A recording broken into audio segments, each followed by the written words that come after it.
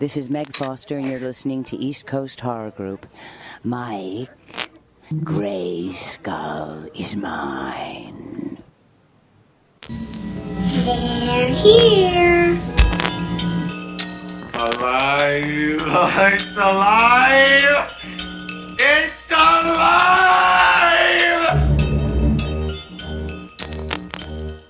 Otherworldlyculture.com presents Dead On Movie Reviews.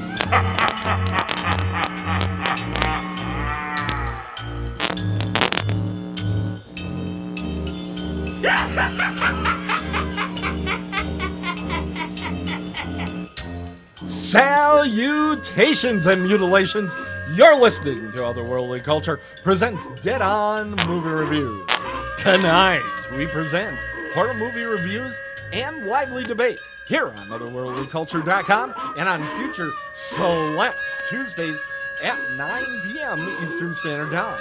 You can join our live chat at that time by clicking on live shows link at Otherworldlyculture.com, the website. Hi, I'm Tim Kretschmann, and I'm your host. I'm on the east coast of Lake Michigan, and it's my honor to introduce the Faculty of Fear panel presenting tonight's program. We start with our good friend Tracey de Leon. She has been in over 15 films, including a film that can now be seen everywhere, Family Possessions. She's wrapping up A Nun's Curse. She has a few more in the hopper. She has been a good friend to the show. They had numerous appearances here, then took a little bit of a hiatus as she went out to California and is back to thrill us again on the show tonight. Let's reintroduce our good friend Tracey de Leon to our listeners. Hello, Tracey.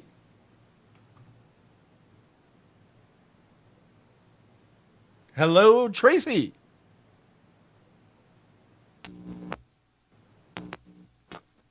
Hello? I don't think she's here, Tim. It was working earlier in the show. Okay, well, we'll move on. There's apparently some technical issue going on.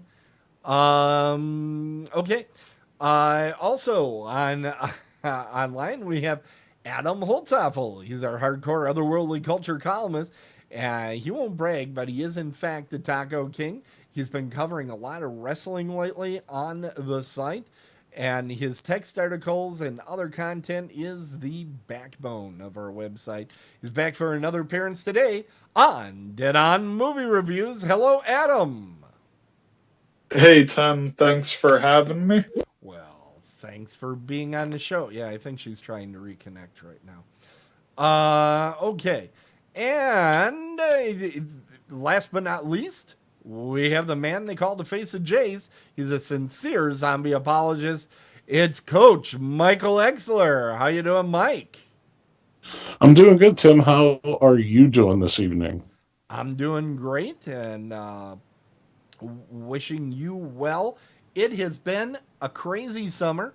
We haven't really done any shows for quite a while, but we are back, baby. And it's going to be a lot of fun. Let's check. Is Tracey back on yet? Okay, so there's apparently a bigger problem going on than expected. It's a good thing we can pivot because we are professionals, folks. Professionals. So, yeah, Tracey is telling us can't help us. What I'm going to do is we're going to move in to Adam and let Adam do his stuff. Adam, now, first of all, what type of film are you watching? Is it a movie that you saw streaming or at the movie house? And you'll know why I asked in a second. It's a streaming film. It's a Shudder exclusive. Hold on. Our non-sponsor. Shudder exclusive. Yeah, you had to bring that up just to drive me nuts. Okay, now watch your screen, Adam. This is new. Here we go. Huh? Now streaming. Oh, wait, that didn't work. There we go. Now we got it. There's Shudder. bastards. Hello. Okay, Tracy's back. Okay. And thank you, Tracy. I don't know what happened there, but there's a lot of buzz on your line all of a sudden. Okay, but we're going to go to... You're coming in and out. Oh, Okay, we're okay. going to Okay, Adam I think first. I got it. We're going to go to Adam first. Adam, what have you been watching? So I watched the creature feature Boar. As you can see from the pictures, it's about a giant boar. John Jarrett from Wolf Creek fame has a cameo in it. It's a well-acted movie, well-written. Has a few guest appearances by Bill Moseley, which he plays in a role that people are different from seeing him in. He's a kind of a mild-mannered guy in this film, which works. Okay. The effects are great. A lot of good kills. I had trouble distinguishing if some of the effects were practical versus CGI. There's a real corny CGI scene near the end. I think Mike knows what I'm talking about since he's seen this film. Overall, yeah, like so bad that it's so funny. Overall, it's kind I of did rather enjoy that. yeah, like I thought it was a good film. I thought they did well with the effects, but that one you can definitely tell it's CGI, and I enjoyed it. Well, Definitely.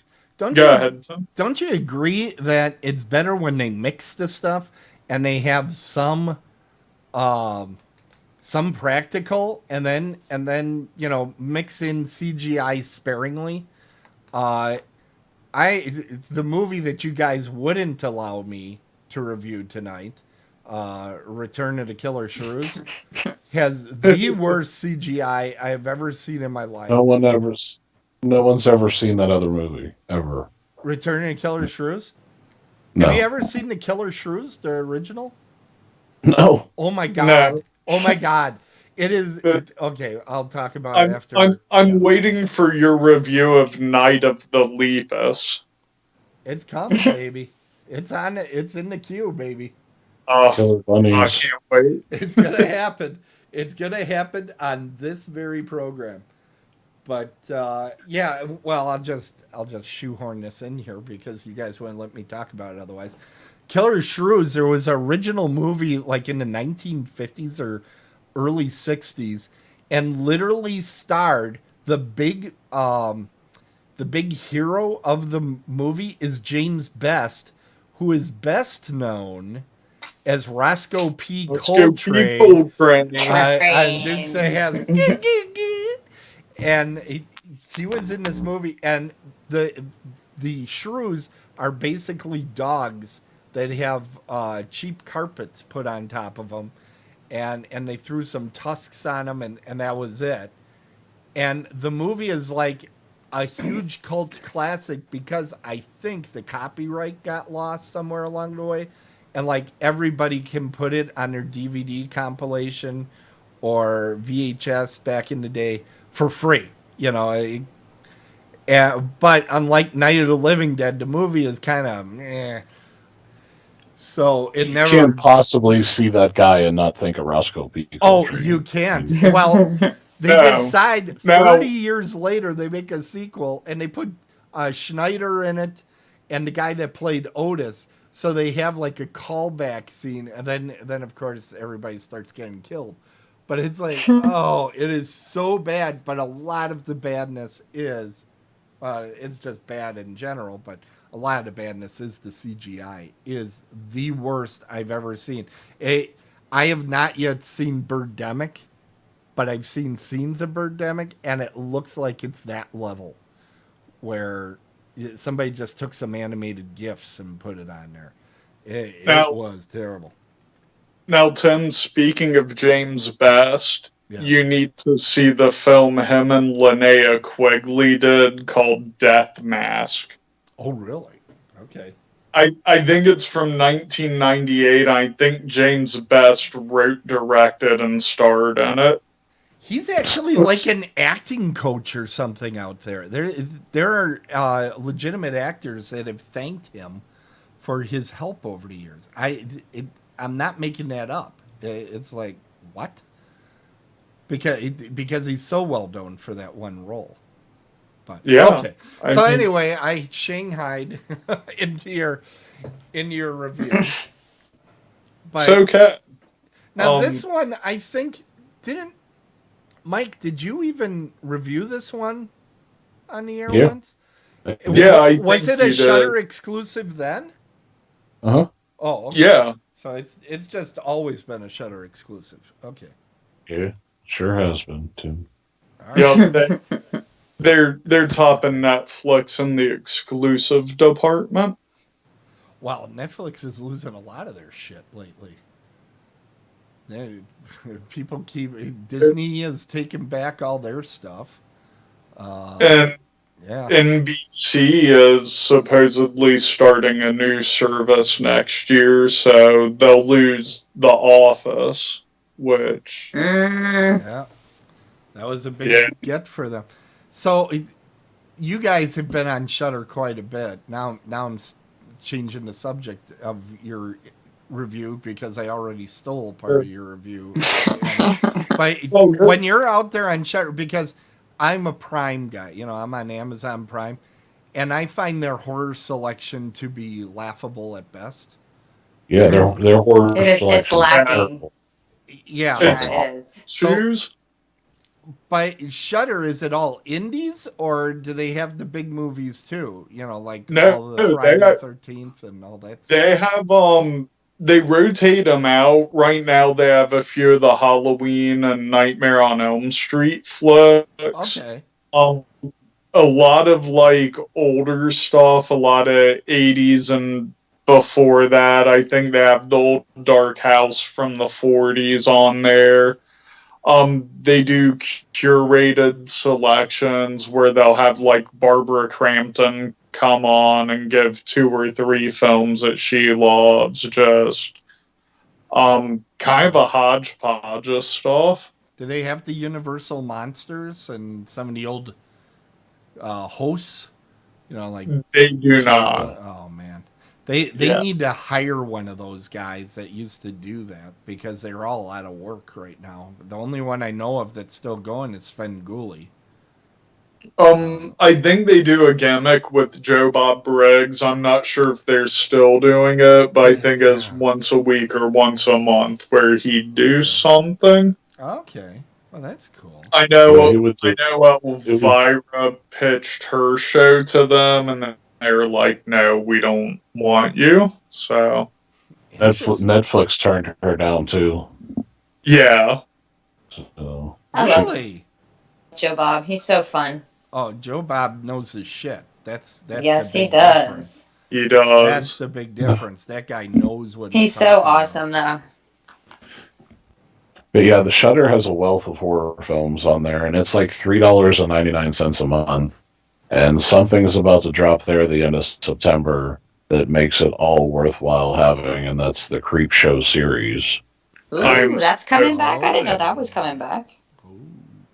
I have real high expectations for that series because of the people involved in it. So, See, I think Yeah. I Great think Nicotero involved in that. $3.99 is a good everybody is. price. $3.99 is a good price. I'm sick and tired of everything being $20 a month. Mhm. So $3.99, that isn't bad. We really need to get these suckers to to sponsor our show. All we need is Well, an no. audience. Not only is it cheap, but you're getting quality films on there too for $3.99 a month. Like the other night, I came across an Australian flick called Next of Kin from the 80s that was super solid. That I don't think Netflix, Hulu, or Prime would have picked that flick up. So That's cool. yeah, there's a lot of stuff on there that I know the other, like Adam said, they wouldn't pick it up. It's a lot of stuff that you would find at Cinema Wasteland, like street trash and brain damage. That's cool. All right. Well, I think it's time for us to get a grade out of you. Do you have other things? Would you want to get back on the subject of the actual movie? Yeah, I'm actually ready to give it a grade. There's not much to really say about the film other than it's a dumb, fun creature film, and I'm kind of love movies that are dumb and fun versus taking themselves too seriously. Yeah, I turned off a movie the other day once I saw the letter and 2 numbers come across that said A24, and I was like, okay, I'm done. Yeah, fuck A24. I'm done with them. Okay, so what do you grade Boar? I'm gonna give it a B-, just because some of the CGI was super hokey. Like, if it was an 80s film, I would have loved the hokey CGI, but... Right. But we've gotten 2015, you can do a little better. Right. Fantastic. A B-, that's a solid grade. And now, that means it's time to go to our next panelist. First, Tracy, the movie that you watched, was it streaming or at the movie house that you saw it? So I rented it on Amazon. Okay, so hold on. I have a new thing. There we go. Ha Now streaming. Woohoo! All right, and there's my Prime. Yep. Look at that. Now streaming. Tracy, what have you been watching? I've been watching the mystery thriller Dark Places. Dark Places. Yeah. So spooky. It's directed by it was actually pretty hard to get into at first, but I really enjoyed the ending. I'll say that for sure. Okay. But it stars Charlize Theron, Nicholas, how do you say his last name? Is it Holt or Holt? Anyway. Nicholas Holt. Holt. Okay. Yes. Like, and then Chloe I'm Grace. gonna do something else. Yeah. Have you guys seen it?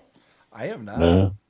No? Okay, so it's based in the mid-'80s, and Libby Day lives with her mother and 2 sisters and a brother. And she's the sole survivor of the massacre of her mother and 2 of her sisters. And then when she's questioned by the police, she pins it all on her brother.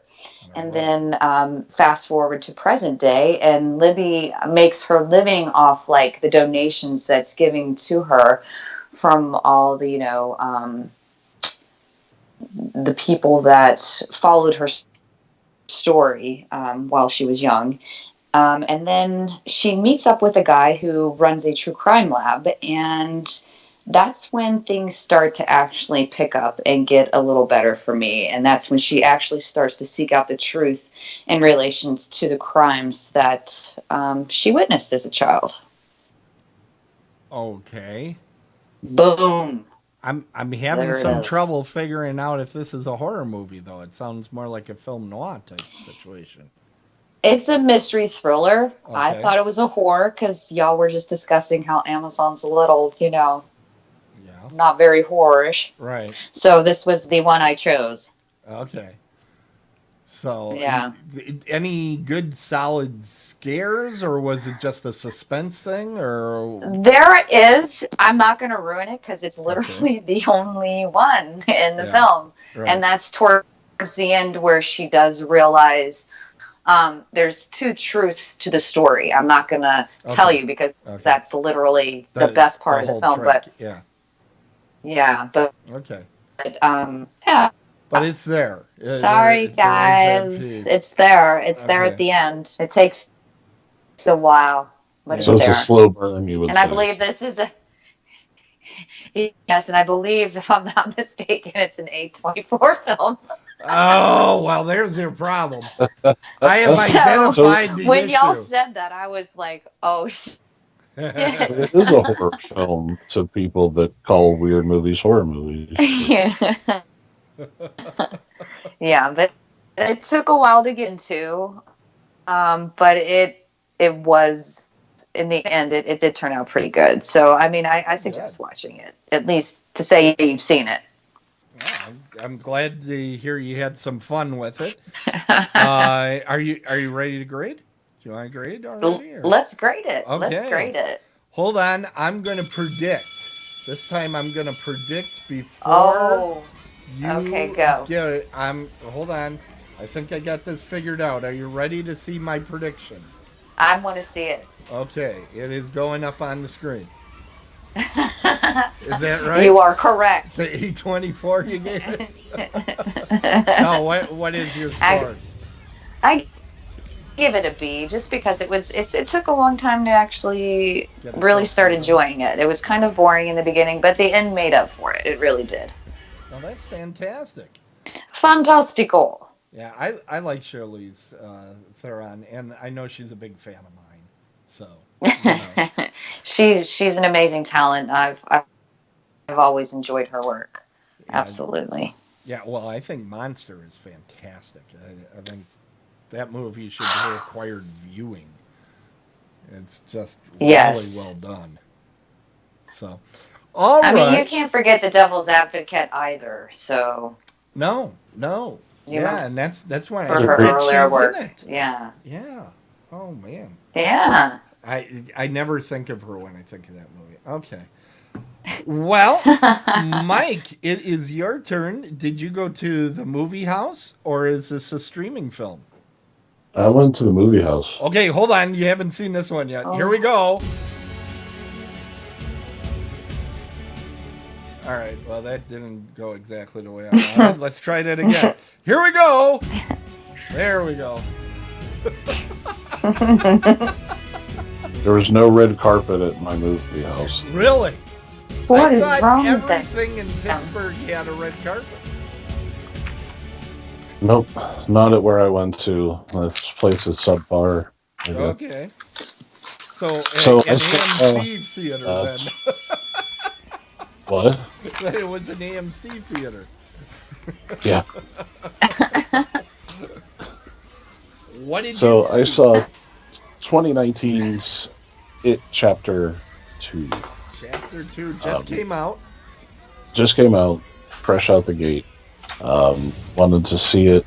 I'm going to talk about some things that's not going to be spoilers, because there are differences from the other film or the other miniseries to this film.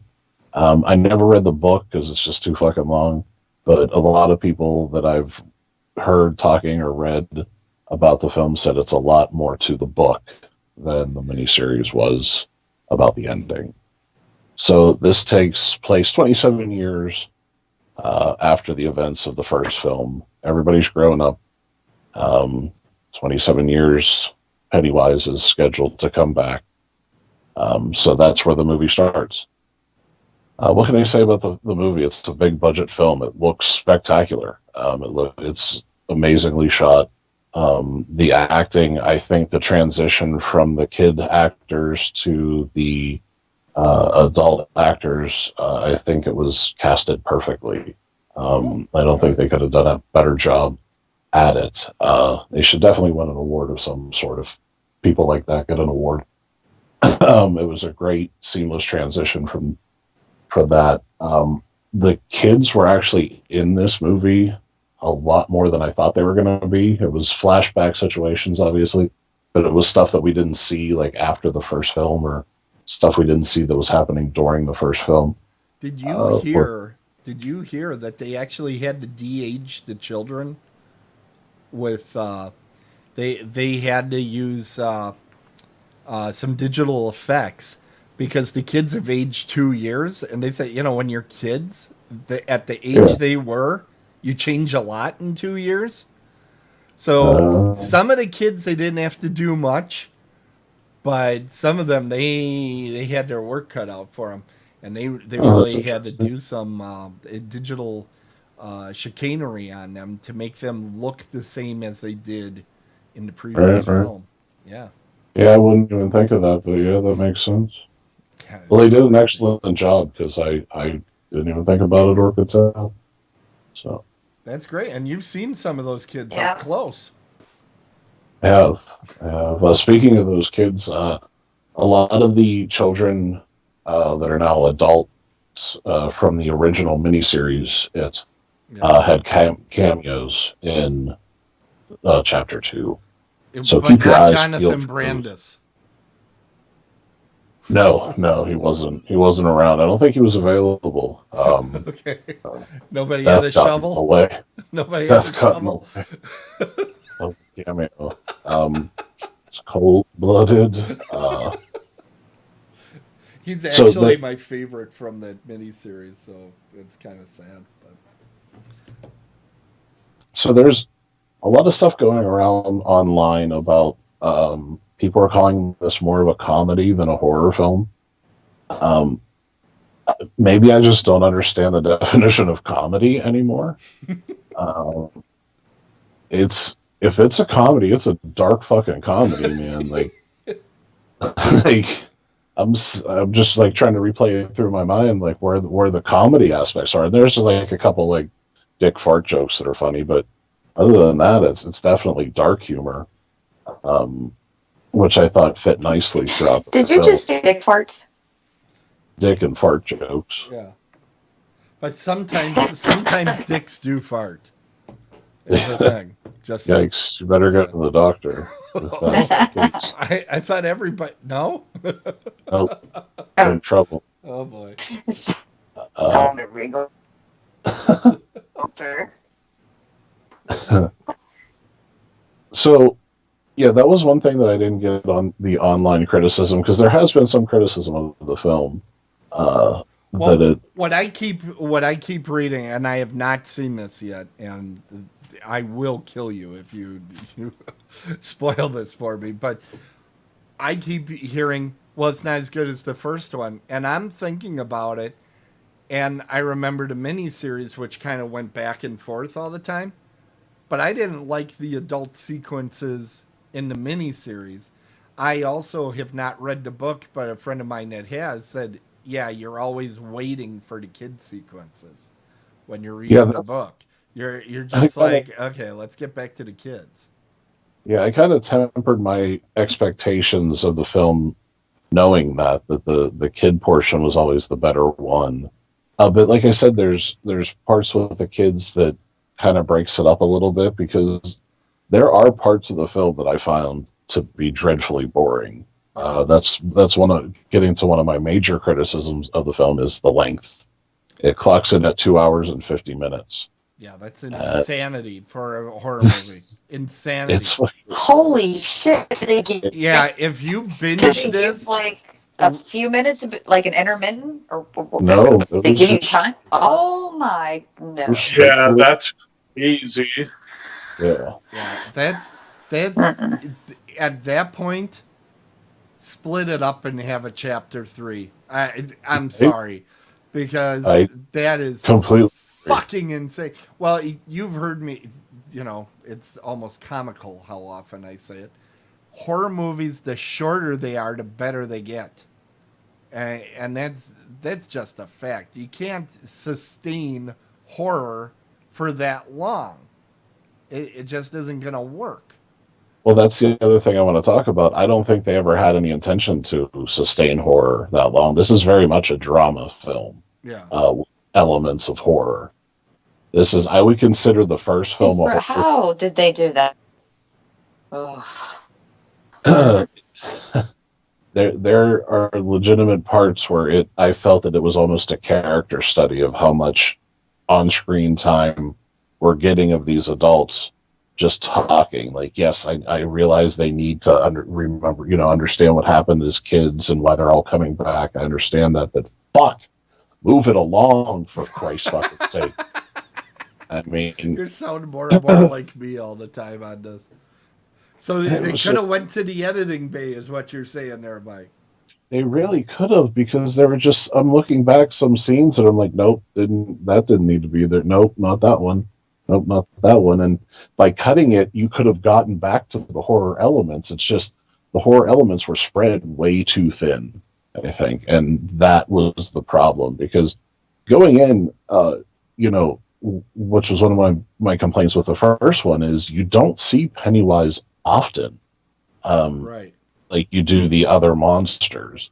And I get that the less they're on screen, the more scarier they are. I get that, but can I get Pennywise a little bit? Right. Like maybe just a little bit? That would be great. Because I felt he was really lacking in this film. Okay. The you'll see, there's a reason for that, you'll see, but I'll just leave it at that, that I wish we would have, that character would have been fleshed out a little bit more. I think they missed an opportunity there. But I will say they relied on jump scares a lot. There was about 5 discernible ones that were like pretty big. And I don't scare often or start often. I'm going to say 3 out of the 5 got me pretty good. Well, you have to do that. It's 3 fucking hours long. Right? They need to keep you awake. They were very, very successful at the cheap scares. Now, the other 2 that I didn't like get jumped or get charged at, they were very creepy. So whoever was in charge of that aspect of it, they nailed it really well. The actor that plays Pennywise, now when he was hold on before you go further. So is there a person on the set okay, Tracy, you've been on sets, is there a person that's like in charge of jump scares? Is that a position like gaffer, and then there's jump scare meister? I mean, it's all in the it's all in the writers and how the actors help me out here, guys. Literally. No, you're not listening. You're not listening to Mike's review. Mike's review said the person that was in charge of the jump scares, and I'm wondering who's in charge. The writer, and that he would have to come up with the idea of the jump. It's everybody. Yeah. Just being an asshole, it's what I do. But in any case, the guy, what's the guy's name? Bill something? Bill Osgard or something? Skarsgård. Yeah. Fantastic. Absolutely fantastic. I think he brought another element to Pennywise, because Tim Curry's Pennywise was very much static in the original miniseries. Yeah. He was Pennywise. This Pennywise was definitely different than the first chapter. There was just a little something different to him. Again, I'll let you make that determination, and we can talk after people have seen it. But that was my interpretation, that this was definitely a different mindset Pennywise. Okay. So it was cool to see him sort of morph that character into either what he was thinking or the writers were thinking, or hell, even what Stephen King was thinking. I don't know. But it was cool to see his acting prowess in that role. I enjoyed it. I enjoyed his performance. Stephen King actually wrote an additional scene for the movie. This is why it's 3 hours long. Stephen King saw the screen adaptation, and he said, well, I'd like to write a additional scene that wasn't in the original book or anything. And the directors were like, cool, But I'm like, if you were already pounding toward 3 hours long with this thing, you should have said, Stephen, keep the pen in the holster. Get away from this. We don't need anything else that we'll love too much and can't cut. There was one humor aspect that's an inside joke, I guess, that they really try to hammer home, and you'll be able to see what that is. Okay. That was a little annoying. It was like, we get it. We got it the first 2 times. We don't need it a third right there. Let me think. Yeah, the cast was good. Everything was good. It was just, I think I'm ready to give my final overview. Okay. I have to press buttons, though, which takes me some time. All right, there we go. It's report card time. The movie It Chapter 2. Actually, why don't you tell me first what you rated the first one? So it can The first one I gave an A. Okay. I highly enjoyed the first. So an A on part 1. So that lets everybody know, okay, he liked the first one. So what do you say for the sequel? The sequel was just far, far too long. The jump scares were great. It was just too far between each scare. It felt like a drama throughout. Sort of that. But Pennywise's performance, Skarsgård's performance as Pennywise, kind of cancels those out a little bit, because when you get to see him on screen, it helps propel the film to the positive. So I'm going to have to give it a B. For some of the, it fell down. But again, I had to temper my expectations because, as you said, the kid part is always better.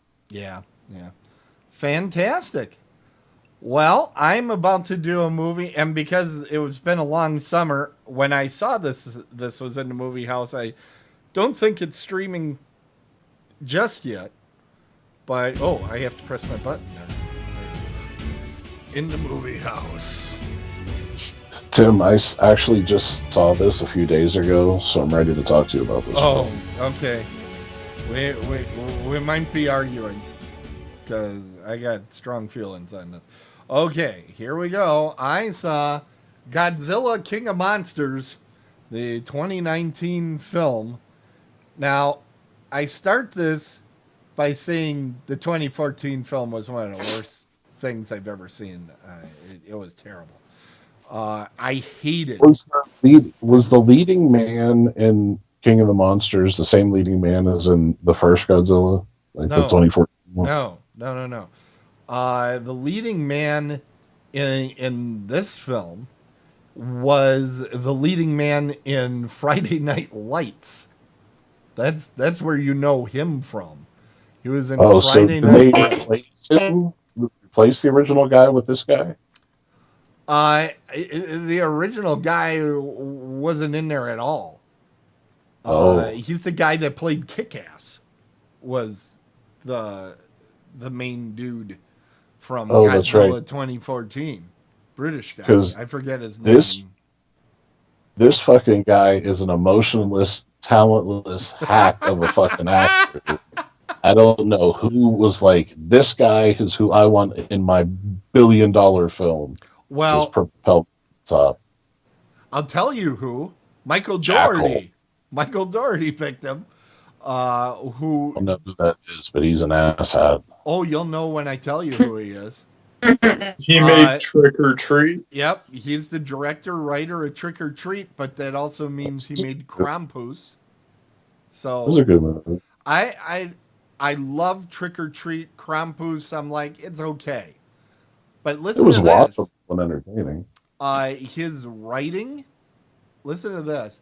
He wrote Superman Returns and X-Men Apocalypse, 2 of the worst comic book movies ever put out. But also, he wrote one of the best, X-Men 2. So, to me, he's all over the place. He really is. I'm like really wow. Yeah. So, here's, okay. How do you even say this? The problem I had, and this is the problem with a lot of the kaiju type of films, is the human characters kind of suck. And in this one, the character that Vera Farmiga plays, who I know you love from Bates Hotel, or Motel. There's also Elizabeth Warren in the Conjuring series. Okay, yeah, that's right. Oh, sidebar. I have one thing to say, sidebar, since Tim stole Adam's time. Yeah. Annabelle Comes Home is the best in the Conjuring series since the first Conjuring movie. It's so fucking good. I do not lie. Check it out. Sorry. When did that come out? Tim, you gotta have things and know people. You know what I mean? Okay, all right, okay. Mm-hmm. I forgot. Okay, but anyway, Vera's character in this movie, if I were to tell you, and it's a spoiler, what she does and what her motives are, you would say that's batshit crazy. That doesn't make any Sure fucking would. sense whatsoever, and that's Dumbest in the world. and, and that's the whole story, though. That's what sucks. It's Yep. like, okay, the story here is going to be so batshit stupid crazy, and not crazy in the fun way. You know, like if you watch the 1960s Mothra and they're carrying around little Barbie doll sized twin Japanese women that sang all the time to the Mothra, that's insanity, but it's fun insanity, right? It's kind of like, okay, that's goofy as hell, but I am watching a movie about a giant fire-breathing lizard, so I'll give him this. This is so stupid that you just want to die. Then they have Bradley. Oh my God. Bradley Whitford is in here, who I usually like for comic relief. I wanted him to die. Who's the other person I wanted to die? That's not nice. Thomas Middleditch played a character that was and I'm talking about his character. I'm not talking about Bradley. I know what you're talking about.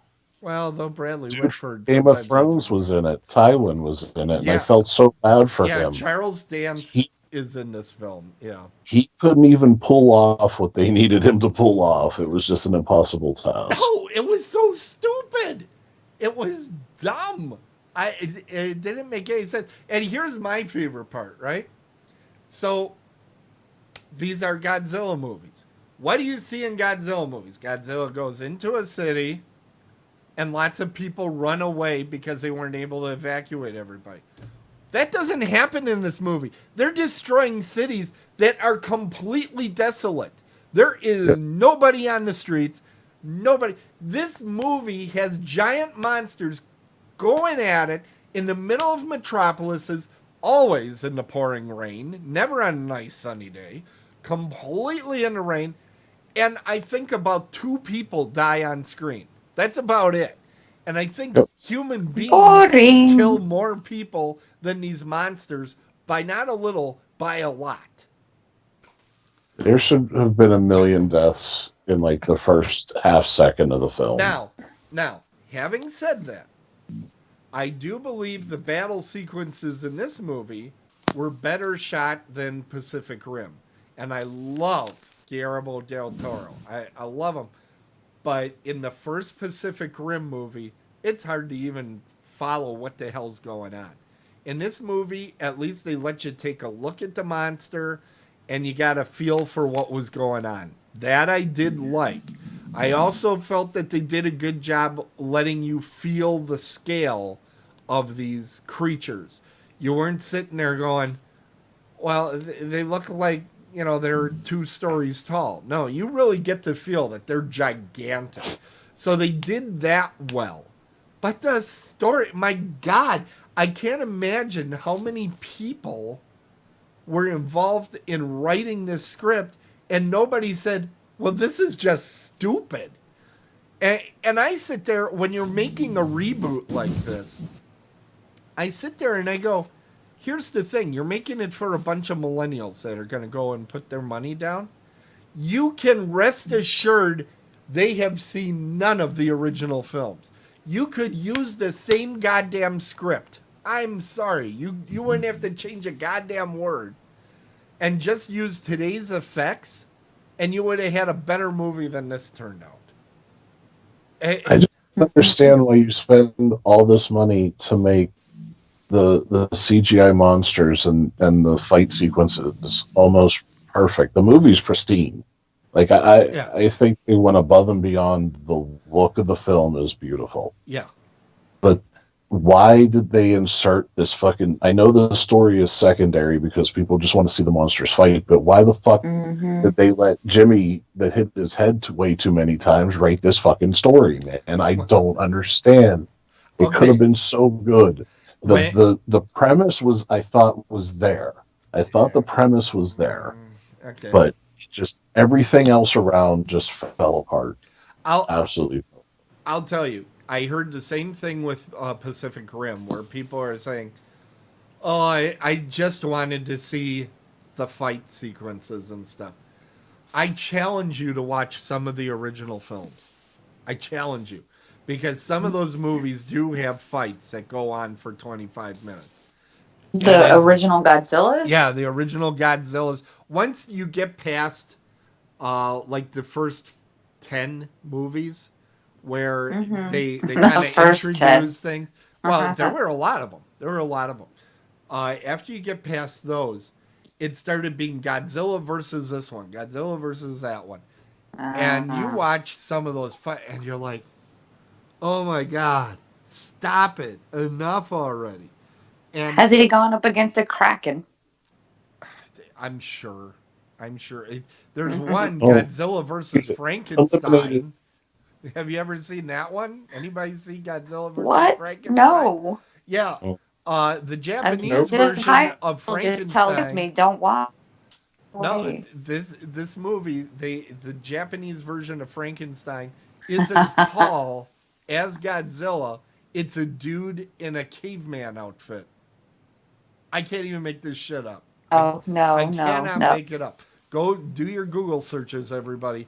It's crazy. And I know this because our local monster host, Toulouse Nonek, on Channel 12, after he got done with all the Universal movies and then some of the crappy, secondary shock theater selections, they got a hold of the Godzilla collection and they showed every goddamn one of these things. For like 3 years, I watched these things on, I think it was Saturday afternoons. And I liked kaiju when I was very young, and as I kept watching them, I'm like, these are terrible. What the hell? And really, a lot of that I'm losing. Okay, the early ones were much better in quality than the later ones. That's just the case. And I'm losing you. Okay, well, I can't do anything about it. Losing you. Sorry. Now,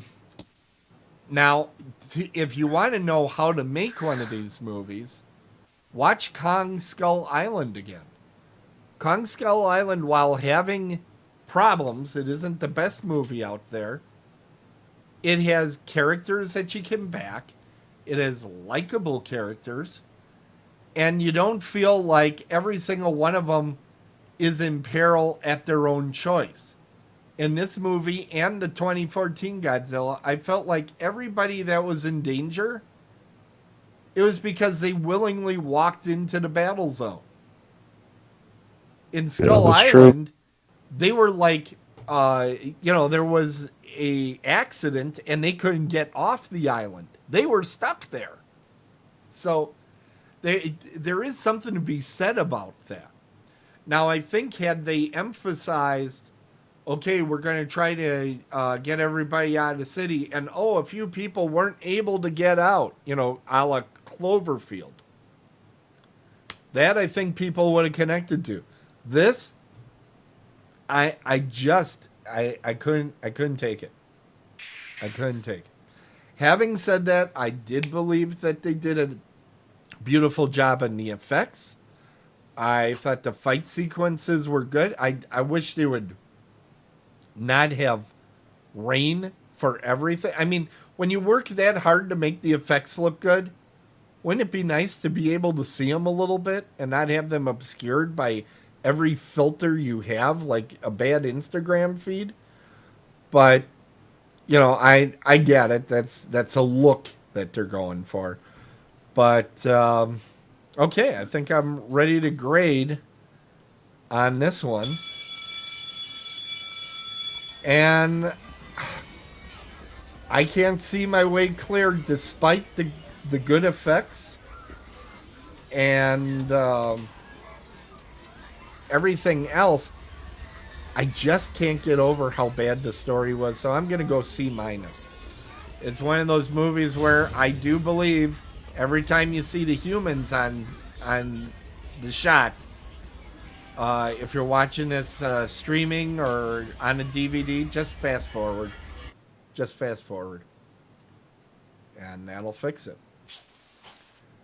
But that's my take. What would you have given it, Mike? I had to give it a D. Did you? Yeah. Yeah, just the story just destroyed that film. Absolutely destroyed It was too much. It was asking too much. Too much. And it didn't even make sense in the slightest way. It didn't. I mean, they had to have a way to do what they were doing. You know what I mean? But they definitely needed a better way to do that. It just.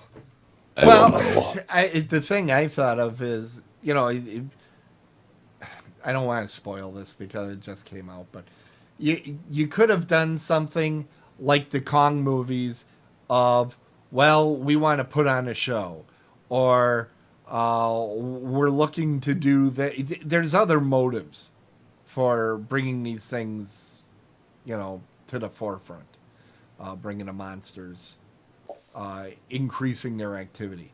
There have to be better reasons. It was just stupid. It's just stupid. And I'll tell you another thing. Millie Bobby Brown. I like her in Stranger Things. Completely forgettable in this movie. I honestly, I saw this movie. It was just hitting Value Cinema, so it was probably mid to late July. I saw this movie, and remember, I was trying to talk you guys into letting me do Return of the Killer Shrews. The reason for that is I had literally forgotten almost everything about this goddamn thing. It's such a forgettable movie. And I'm telling you, Mike, in a month from now, you tell me any sort of plot point from this thing. Because luckily I took notes when I saw it originally. I still had them. But otherwise, I'd be like, I can't remember a lot of this shit. The only thing I remember about 11 was she makes weird grunt noises when she's scared. Not when she gets scared, right, but when she's scared and waiting for something to happen, she grunts. And I don't understand it. It was weird. Yeah. But I think she's a good little actress, and she might have a career. I'm not sure. I think she got lucky with an incredible role that was handed right to her. But, that happened to Henry Thomas, too. And, what did he make? Cloak and Dagger, and then goodbye. They haven't seen him again. But, say again? You didn't come through there, Mike. I just said for show. Yeah. Anyway, I think we are just about at the point in the show. My connection's breaking up a bit. Okay, we're going to try to get you in here first then. So we're at the end of the show. Tracey, what are you doing and how can people follow you? So they can follow me on Instagram, Facebook, and Twitter. And I actually have Scuff coming up, and I'm doing the Barboza Method. So those people who are in Hollywood can come and train with me soon. All right. And people, of course, can check you out also at your website, Tracey de Leon, and we'll have a link to that in the show notes. Okay. And Mike, we are pretty busy. Why is that showing up? Jeez. There we go. Nope. One more. Okay, I don't even know what I turned on and off. There we go. Otherworldlyculture.com. Mike, you have something exciting to tell everybody about the website. What just came out? Yeah, I started a new show. Otherworldly Culture presents Into the Green. It's going to be a show based on medical marijuana. It's going to be a mix of audio and video.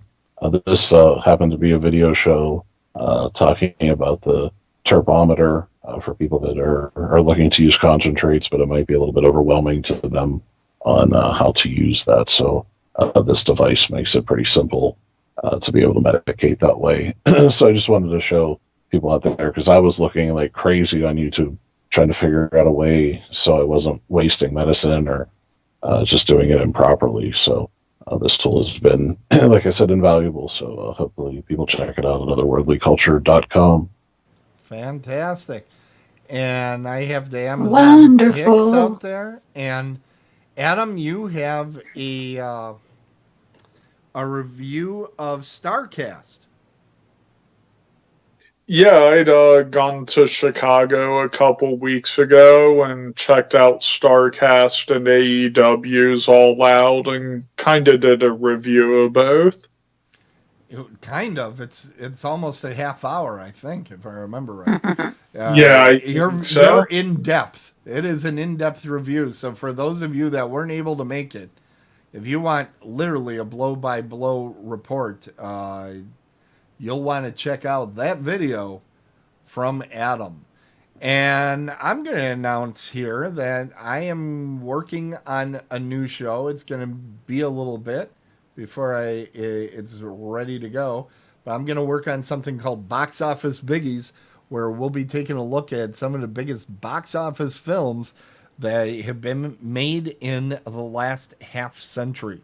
That's all coming to our website at otherworldlyculture.com. We're out of time. Want to thank everybody for tuning in. For those of you that listen on iTunes, thank you for that. For those of you watching YouTube, thank you. And we wish you all a fantastic Labor Day season here, which I take the entire month, and I do as little as possible. So wishing you all the best. And hang in there, Pumpkin, until the next show. Remember, as John Carpenter once said, horror is a reaction, not a genre.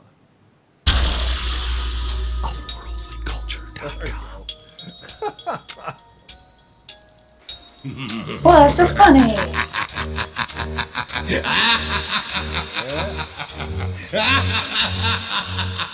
Same bat time, same bat channel. Whores make money with their mouth, but it doesn't make it right. Red box. Put it in your butt box. It's got boobs. Good night, everybody.